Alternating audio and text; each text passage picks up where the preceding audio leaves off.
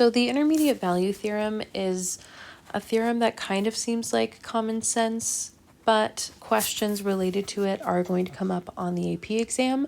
It's also helpful to just kind of solidify our understanding and ability to think through what a continuous function means and sort of domain and range over a given interval.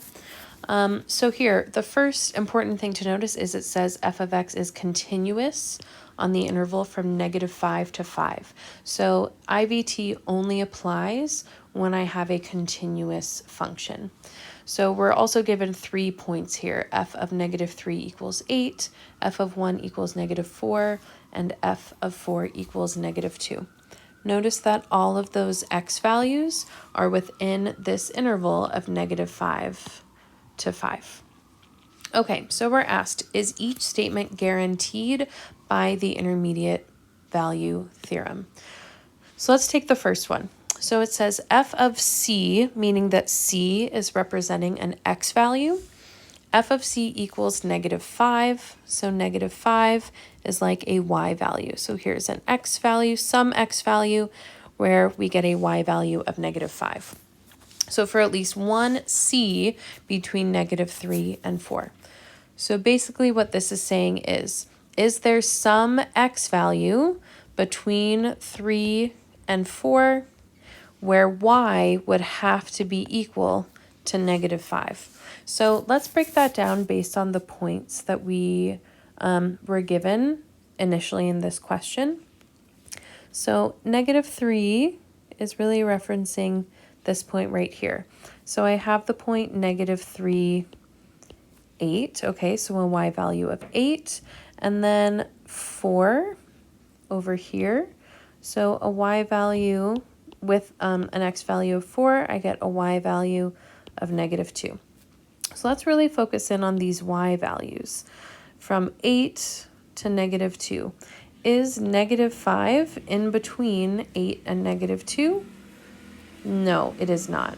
So that means that going from one point to the other does not guarantee that I will have to cross through or pass a y value of -5, because -5 is not between 8 and -2. So this would be, no, this is not guaranteed by IVT. That doesn't mean it's impossible.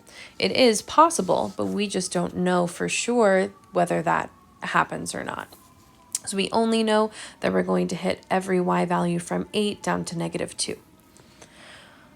Let's look at the second statement. So for the second statement, there is at least one root between x equals -3 and x equals 1. So remember, a root means where y equals 0, where I'm passing through the x-axis.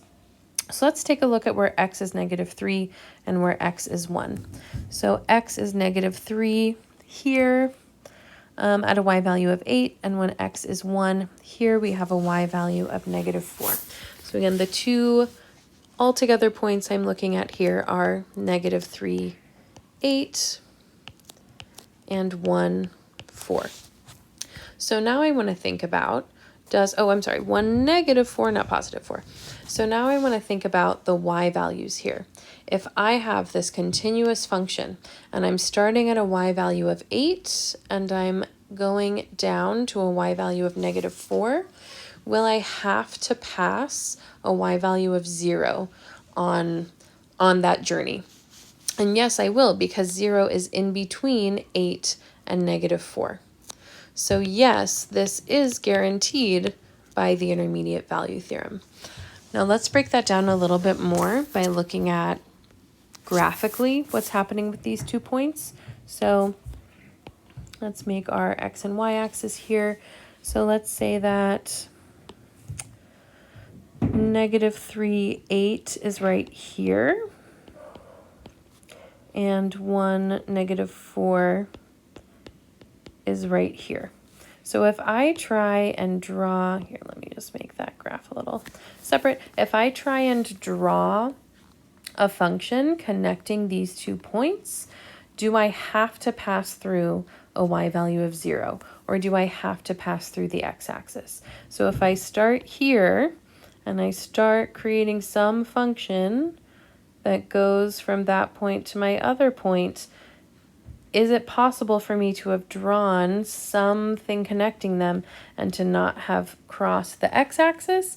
No, that's not possible.